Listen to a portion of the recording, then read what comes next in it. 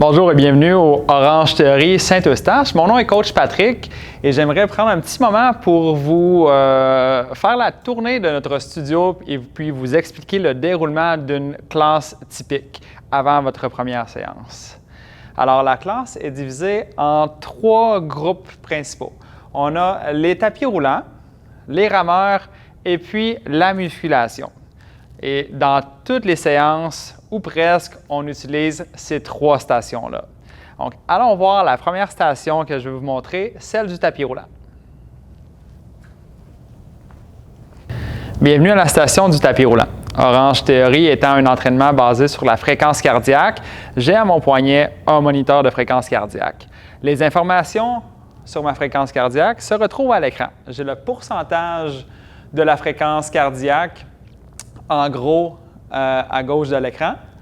À droite, j'ai le nombre de minutes passées dans la zone orange et rouge qu'on appelle des points splats. Ça va compter le nombre de points splats, minutes passées dans la zone orange et rouge, le nombre de calories brûlées en temps réel et la fréquence cardiaque aussi en temps réel. Bien entendu, dans une classe, il va y avoir plus qu'un participant, donc la taille des carrés va être un petit peu plus petite. Au niveau du tapis roulant,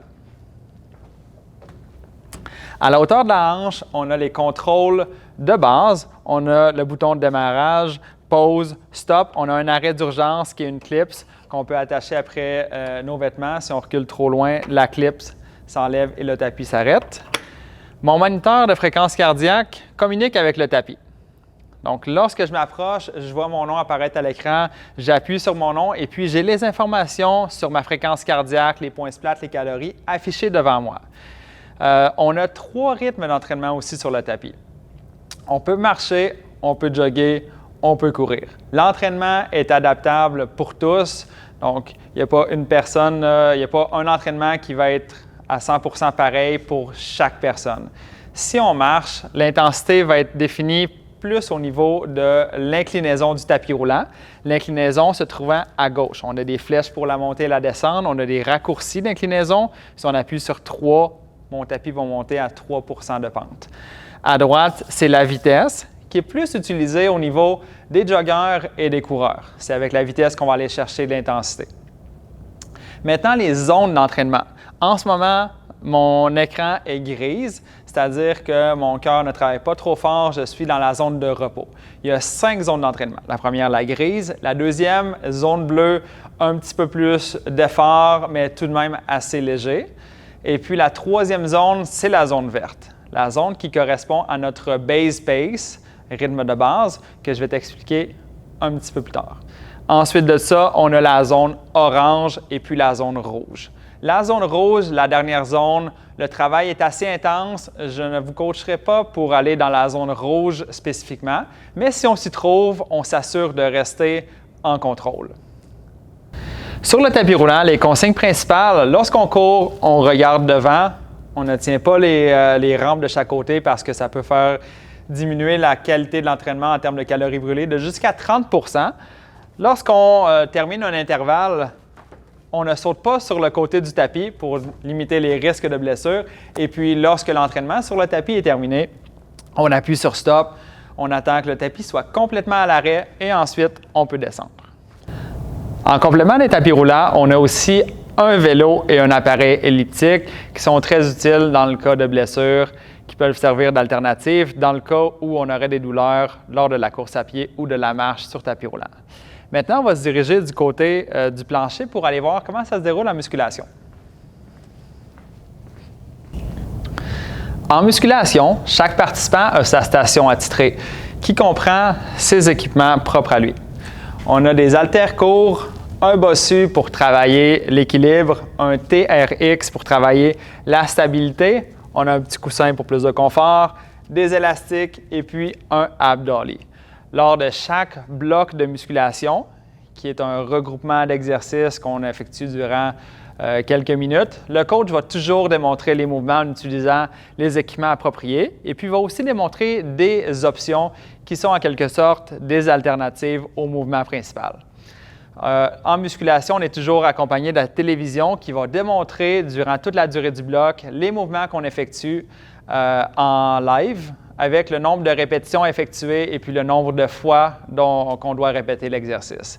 Et le coach est tout le temps proche pour assister les participants lors du déroulement d'un bloc de musculation.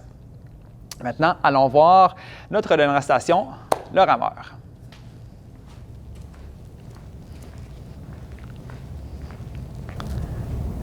Le rameur, qu'est-ce qui est important? C'est de toujours prendre le banc avec ses mains pour s'asseoir. Et puis, il suffit de rentrer ses pieds dans les sangles et de serrer les sangles en même temps pour s'assurer que la portion la plus large du pied soit serrée par les sangles. Ensuite de ça, j'appuie sur On pour ouvrir mon moniteur. Je prends les poignets, largeur des épaules, je pousse avec les jambes, ensuite le tronc et puis je termine avec les bras. Lorsque je reviens, c'est les bras, le tronc, les jambes. Donc, c'est un mouvement très fluide puisque c'est un rameur à l'eau. Donc, jambes, tronc, bras, bras, tronc, jambes. 60% de la puissance est développée par les jambes, 20% par le tronc, 20% par les bras. Et puis, je tire en un temps, je reviens en deux temps. Au niveau du moniteur du rameur, on retrouve le chronomètre, la distance parcourue, la puissance développée et puis le nombre de coups qu'on donne par minute. À chaque entraînement, le coach va expliquer le déroulement de la séance au rameur et puis va aider les participants dans tous les cas avec les informations qui se trouvent sur le rameur. À la fin de chaque classe, on a le sommaire de la classe qui va être affiché à la télévision, qui va comprendre entre autres le nombre de points splat qu'on a atteints dans la séance. On va viser d'en avoir au moins 12 éventuellement. Ce n'est pas important qu'on ait les 12 points splat en débutant. Et puis, on va afficher aussi le nombre de calories brûlées qui peut être intéressant. Je vais juste faire une petite parenthèse au niveau des points splat. La science a démontré qu'avoir ces 12 points splat, donc 12 minutes passées dans la zone orange et rouge, permet d'élever le métabolisme de jusqu'à 15-20% durant les prochaines 36 heures post-entraînement. Donc, c'est la science un petit peu derrière Orange Theory. Donc, merci de l'écoute de cette vidéo d'introduction. Et puis, on est très excités de vous avoir en vrai en studio. À la prochaine. Mon nom, c'est Coach Pat. Et puis, au nom de toute l'équipe de coach et l'équipe de Orange Theory Saint-Eustache, à bientôt.